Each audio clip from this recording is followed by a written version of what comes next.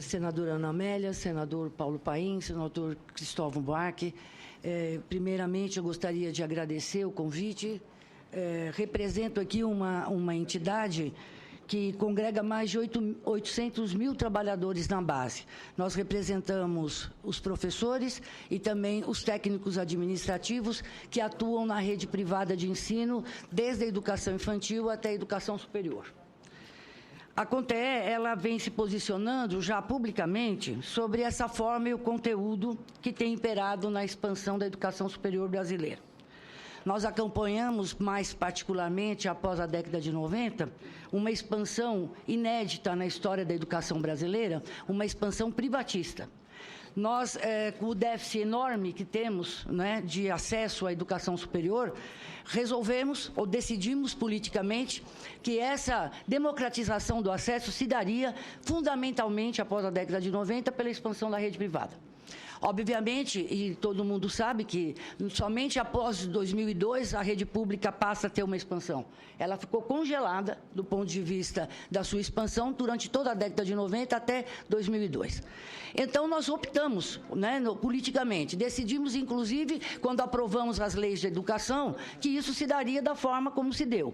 O Plano Nacional de Educação, que venceu em 2010, tinha como meta atingir 30% dos jovens de 18 a 24 anos e dizia lá, preferencialmente via expansão da rede privada.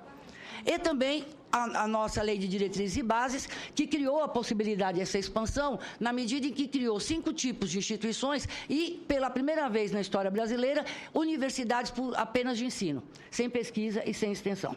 Ou universidades, como diz lá a LDB, por área de saber. Essa possibilidade, além dos incentivos fiscais, né, além dos incentivos fiscais que foram dados de forma agressiva ao setor privado, propiciou uma expansão privatista que a gente assistiu toda a década de 90. De modo que os dados que nós temos hoje é de que somente 16% dos jovens de 18 a 24 anos estão no ensino superior e 74% das matrículas na rede privada. Então, essa é a realidade, é o diagnóstico, vamos dizer assim, do qual partimos. A CONTEE continua acompanhando esse crescimento. Então, mesmo com incentivo e com a abertura de novas universidades federais e da interiorização das universidades públicas, que ocorreu a partir de 2002, o crescimento de matrículas na rede privada de 2000 a 2011 foi de 150%.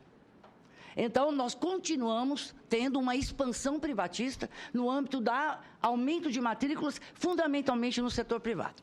E por que eu faço esse tipo de destaque? Não só porque trabalhamos na rede privada, mas fundamentalmente porque apoiamos a Meta 12, achamos que a política de Estado no Brasil deveria ser de incremento e fortalecimento da educação pública, que é a forma democrática, não é? E também de cobrança social do papel estratégico que tem o ensino superior no Brasil.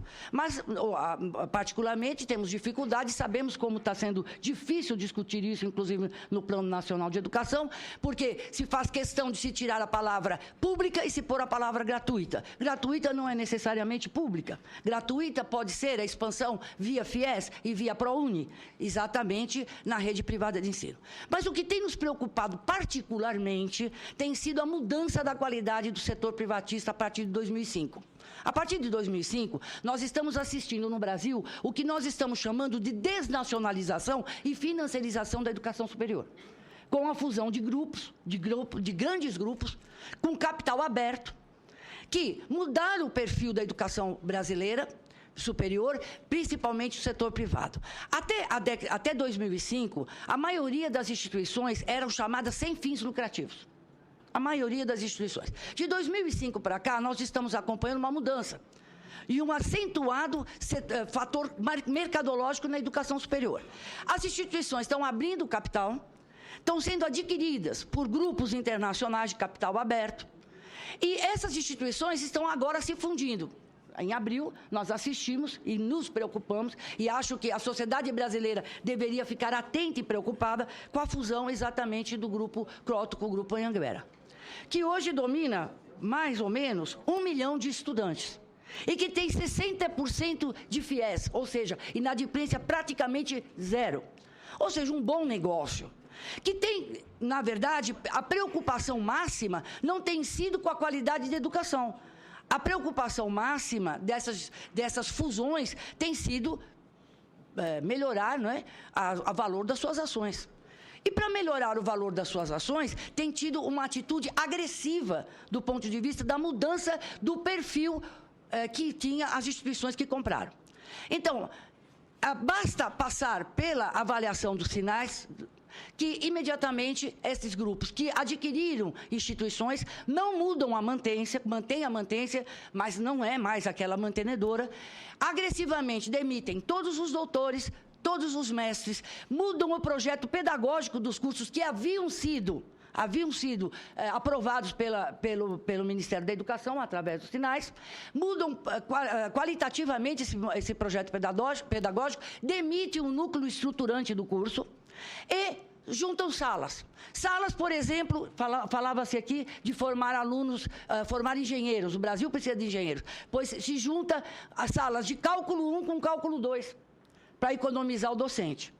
Tá certo? Então, são salas. Como é que um aluno que já tem dificuldade em matemática vai conseguir aprender cálculo quando junta na mesma sala cálculo 1 com cálculo 2? E o mesmo professor para dar aula em 2 níveis diferentes de alunos com dificuldades diferentes e com níveis diferentes de aprendizagem naquele determinado momento. Isso tudo que eu estou falando é público. A CONTEE tem enviado ao Ministério da Educação dossiês, onde professores fazem esse tipo de colocação. E por isso que a CONTEE, inclusive, tem se empenhado na aprovação do INSAIS, que é um PL que está tramitando. Por que o INSAIS é importante? Exatamente porque o SINAIS faz avaliação. É lógico que nós temos um sistema complexo, e esse sistema complexo não quer dizer que todas as instituições privadas sejam de péssima qualidade ou de má qualidade. Ao contrário, nós temos um sistema em que tem grandes instituições privadas de ótima qualidade, que associam ensino, pesquisa e extensão e que dão uma grande contribuição, não só na área de humanas, como nas áreas tecnológicas de inovação, para a sociedade brasileira, formando quadros profissionais de alta qualidade. Assim como também, nós sabemos, e os dados confirmam, nem todas as instituições públicas são boas. Tem instituições públicas que também têm tido muitas dificuldades na avaliação. Então, não se trata de dizer que o privado é ruim e o público é bom. Agora, é verdade também, né, que se a gente pegar os resultados dos ciclos avaliativos, nós vamos ver que, de fato, as instituições públicas são muito melhor avaliadas, têm muito melhor qualidade do que as instituições privadas no geral. O último ciclo avaliativo, somente 6% das instituições privadas tiraram nota maior que 3. O resto tem nota 2. O que faz com que o MEC, obrigatoriamente, tenha que descer em diligência, ou seja, tenha que fazer supervisão. E agora imagine, num quadro de educação superior com mais de 2.000 instituições, o MEC descer em diligência em instituições que tiveram nota menor que 3, que, né, como eu disse aqui, somente 6% só tem para situar nota mais todos, que 3. 3, de 6, ou de 10, ou de 5? De 5. De 5, de 5, 3 não é necessário baixar em diligência. Com 2 já é obrigado a baixar em diligência. Isso, obrigatoriamente, coloca no MEC uma responsabilidade imensa.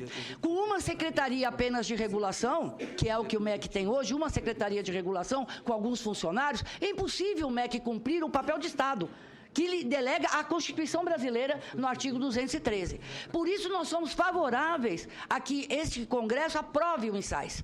Aprove da forma como veio, porque o INSAIS colocará no MEC na condição de cumprir um papel que é constitucional, que é o de regular, que é o de fiscalizar e de acompanhar a expansão, visando, obviamente, a qualidade dos cursos.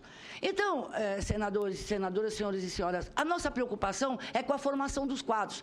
Como é que nós podemos ficar tranquilos quando nós sabemos que um grande grupo, por exemplo, de jovens, 1 milhão de jovens estão num conglomerado, né, de capital aberto, com um modelo gerencial que não tem preocupação, obviamente, né, não é a sua preocupação final a qualidade e a formação profissional, nem é a preocupação a formação de cientistas. A preocupação é que suas ações se valorizem na Bolsa. Essa é a grande preocupação. Aliás, esses grupos não têm mais dono. Eles são capital aberto. E somente prestam conta aos acionistas, que sim, querem saber se as suas ações estão sendo mais ou menos valorizadas. E isso é uma preocupação, porque está se formando um oligopólio. Um oligopólio. Na ABC Paulista, por exemplo, já não existe mais outra instituição privada que não seja do Grupo Kroton. Então, se um professor for demitido no ABC, ele não arruma emprego mais no ABC. Porque ele é demitido exatamente porque ali se formou um oligopólio. Essa é uma questão de soberania nacional. Essa é uma questão que deve preocupar a sociedade brasileira. Não é um problema apenas mercadológico que o CAD tem que regular. Essa é uma questão de quem que é mesmo, quem são os jovens, para que mesmo nós estamos formando esses jovens. Porque ampliar a inclusão, obrigatoriamente, não quer dizer democratizar o acesso. Democratizar o acesso é melhorar a qualidade, é fazer com que o ensino superior brasileiro se coloque num papel estratégico para o projeto de desenvolvimento nacional. Porque formar engenheiros que não sabem fração não resolve o problema. Formar pessoa da área de saúde que terá muita dificuldade de exercer sua profissão também não interessa à sociedade brasileira. Assim como também não interessa à sociedade brasileira formar péssimos professores. Então, nós queremos, senador Paim, que se discuta essa questão. Essa é uma questão que nós, da Confederação, consideramos estratégica. Porque, para analisar a perspectiva da educação superior brasileira, e aqui foi colocado, podemos chegar à realidade de ter 2, 3 grupos dominando a educação superior, e veja, dominando 74% da matrícula. 74% das matrículas, 2, 3 grupos dominando. 2, 3 grupos de capital aberto. E algumas comunitárias, sem fins lucrativos, que vão resistir, não é? Resistir, tentando manter a sua qualidade, porque sabemos que não é simples manter a qualidade, porque manter a qualidade em pesquisa e extensão exige investimento. E esse investimento não tem outra forma, quando a instituição é privada, a não ser cobrar dos alunos. E isso vai se tornando inviável manter instituições privadas de alta qualidade também no Brasil. Então, eu termino aqui, eu quis falar os meus 15 minutos, talvez nem use, mas exatamente para chamar a atenção a essa questão. E não é uma questão trabalhista, não é uma questão dos profissionais, porque esse o meio sindical pode resolver.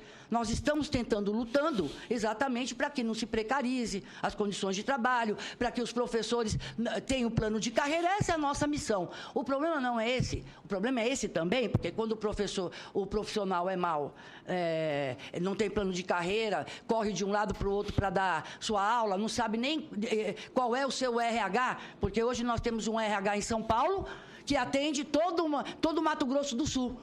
Porque os grupos fazem isso, né? A forma como eles têm de organização gerencial é essa. Então, não é essa a questão. É uma questão de chamar a atenção dos senadores e senadoras e do povo brasileiro para a grave situação em que nós estamos vivendo, porque não é uma questão apenas de expansão privatista, é uma questão de expansão mercadológica, que coloca em risco a soberania do nosso país e coloca em risco também a formação dos nossos jovens. Muito obrigada.